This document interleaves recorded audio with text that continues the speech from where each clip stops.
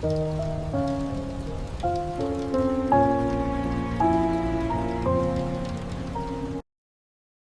said grief makes you gentle, but I felt steel in my chest. I stood over the polished wood and said, "You did this, Dad." My sister Lena refused to look at me, jaw clenched like a locked door. She kept rubbing her thumb against her wedding band that she no longer wore. Everyone whispered about his kindness, his charity, his better moments. No one knew about the sentence that would split us in two. He left a will that names a son we never met. The rumor had lived in corners for years, like a draft we ignored. I told myself I was above gossip, that I was his trusted son. I wanted the honor without the burden of asking ugly questions. When the minister spoke about truth, Lena let out a quiet laugh. I kept my face calm, the way he taught me to do. Inside, I was counting every time he said, "You understand me, Thomas." I hated how those words still felt like praise I needed.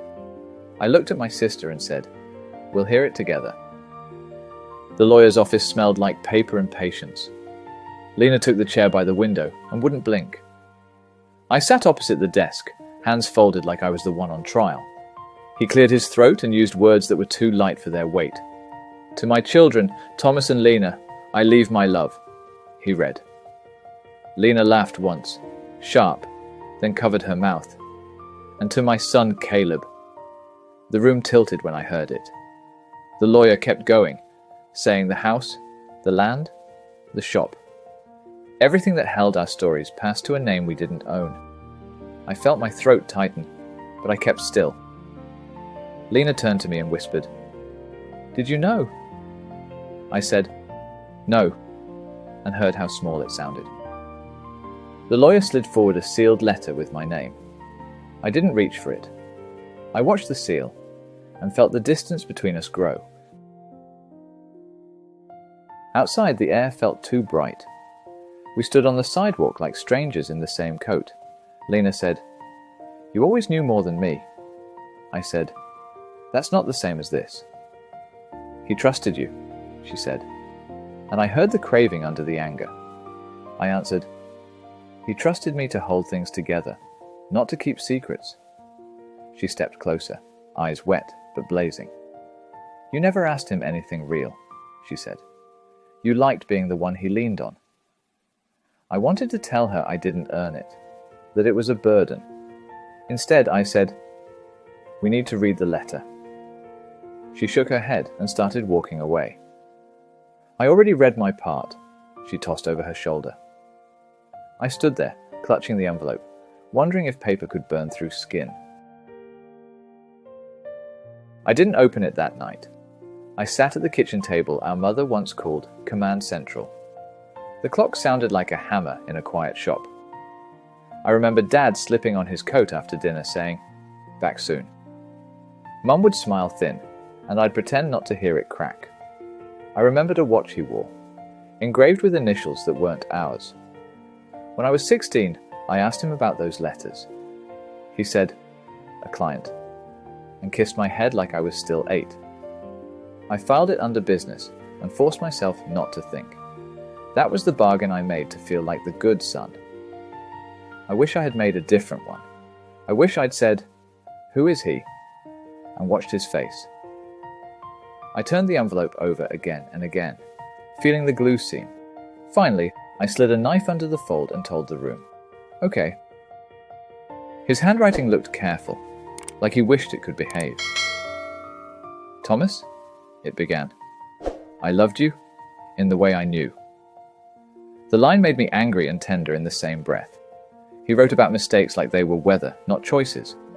Then he wrote Caleb's name, clean and undeniable.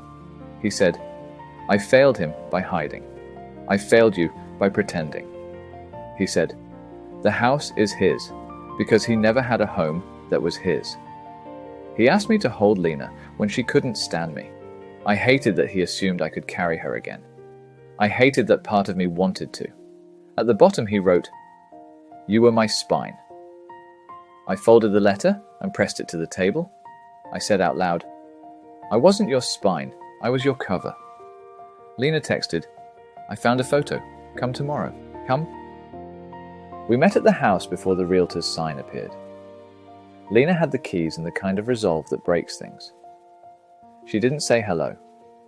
She led me to the study, where dust kept our secrets. She pointed to a book with a hollow cut inside. There was a photo of Dad with a woman I didn't know. He was holding a boy with Caleb's eyes and a smile like mine. Lena said, "How long did you ignore this, Thomas?" I said, "I didn't see this." She held the photo to the light, as if the truth might hide differently there. There was a letter too, addressed to C. We didn't open it. We just stood there with 3 people in our hands. I said, "We should meet him." Lena said, "I don't want his face in our house." The lawyer gave me a number with careful eyes. He said, "Caleb knows about the will." I asked, "How much does he know about us?" He said, "Enough to worry." I called, and a voice I recognized without reason answered. "This is Thomas," I said, hating how formal I sounded. He didn't ask who Thomas was. He said, "I'm sorry about your father." I said, "He was your father too." There was a pause where a life could fit. We met at a coffee place that used to be a bookstore. Caleb arrived holding a hat like he was leaving. Lena came anyway and stood behind me like a verdict. He said, "I didn't ask for the house." Lena said, "You took it." I said, "We're here to talk, not wound." Caleb watched us like he didn't want to break anything. He said, he visited sometimes. Holidays, mostly, like it could pass for coincidence. He said, he'd bring a toy, then stay 15 minutes and talk about your mother. Lena flinched at the words "your mother." He added, "He told me he failed, but he kept failing." I said, "He ran a lot of promises through me." Caleb nodded, like that made awful sense. Lena said, "He chose you at the end." Caleb answered, "I didn't ask him to." He looked tired when he said it. "I have a letter from him," he told us. He unfolded paper that creased the air between us. He said, "It says I should honor you both, even if you hate me." I felt something shift that I didn't trust yet. Lena whispered, "I hate him. Not you." Caleb folded the letter back, hands shaking in a way I recognized. That night, I couldn't make the house stop echoing. I sat in my truck and didn't start it. The radio hummed static until a memory clicked the dial. Dad in the passenger seat, telling me to ease the clutch. "Too fast, Thomas," he said, and then, "You'll get it?" When I stalled, he laughed and said, "Everybody starts somewhere." He had said a truth and never lived by it. I wanted to believe he had tried. I wanted to throw the keys into the dark. I texted Lena, "Dinner tomorrow?" She wrote back, "If you don't defend him?" I replied, "I don't know how to defend anyone tonight." I thought of Caleb's shaking hands. I wondered when my hands had started to shake too. Dinner was a plate neither of us touched. Lena lit a candle like it could fix anything. She said, "Mom knew, didn't she?" I said, "I think she knew something." She stared at the flame until it trembled. "He held me accountable for everything," she said.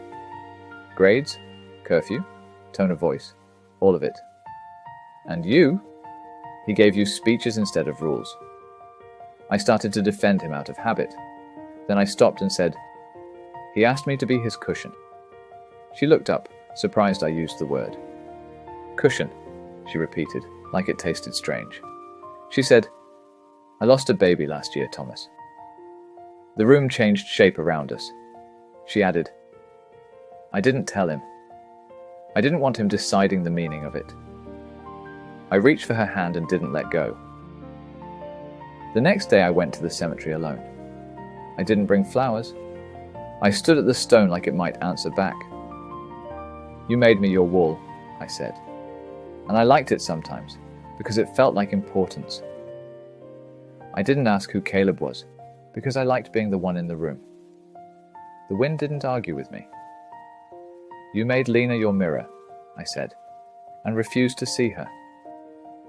"You gave our mother silence instead of truth," I waited for anger to settle into something useful. "We're not going to undo you," I told him. "But I need to not be you. I'm going to invite Caleb to the house.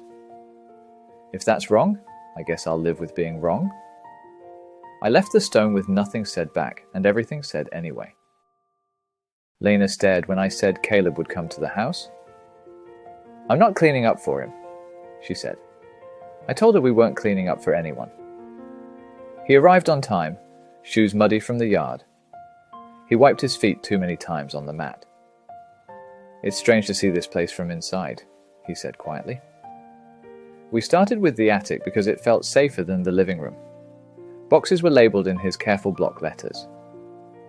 Garage parts, photographs, Lena's school. I said. He labeled these the same way for years. Lena found a tape recorder by accident. It clicked on, and my father's voice filled the dust. "Note to self," he said, as if this were business.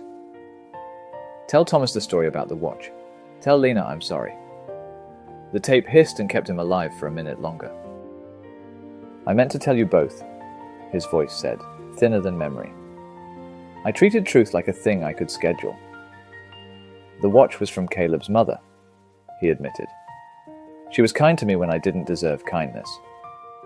I thought I was protecting everyone by keeping them apart," he said. "I wasn't. I was protecting myself from seeing what I'd done." Lena covered her mouth and started to shake. I kept looking at the recorder like it was lying to me. "Thomas, I leaned on you because you stood still," he said. "I mistook your stillness for strength. It was loyalty. I used it. Lena, you were the one who didn't let me get away with lines. I called you difficult because you were honest. Caleb, I owe you a home." The tape ended with a click that sounded final and small. We sat with the quiet, and it did not forgive us. Caleb whispered. I didn't know he'd try to say it out loud. After the tape, we started sorting without speaking. I kept a crate of his tools because they knew my hands. Lena filled a box with photographs like she might study for an exam. Caleb set aside the watch, then pushed it toward me. "You should give it to Lena," he said. I shook my head and pushed it back.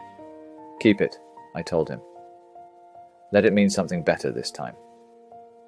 His eyes went wet in a way he tried to fight. Lena said, "He can keep the house." Her voice was steady, surprising both of us. She added, "I don't want the walls to remember me angry." I said, "We'll work out the details. We'll do it right." Caleb breathed in like it hurt and finally met her eyes. He said, "I'll fix things here if you let me." Lena replied, "Just don't pretend you owe us everything." He nodded, understanding the limit and the gift together. As dusk slid across the porch, we sat without tasks to hide behind. For once, silence didn't mean punishment. Caleb said, "I don't want to be a symbol in your fights." I said, "You're not a symbol. You're a person who got swept up in our habits." Lena nodded and sighed, the kind that lets some anger drain away. She said, "I'm still furious sometimes. I don't want that to be the outfit I wear forever." I told them both. I followed Dad so closely I forgot to look around. I'm done being a wall for someone else's secrets. Caleb smiled, small and real. "I'll be here a while," he said, "even if it makes people talk." Lena said, "Let them talk. We'll write our own sentences." A train horn from far off made the night sound bigger than us. I breathed and felt it go all the way down. I said, "Tomorrow we start with the garage." Lena groaned and laughed at the same time.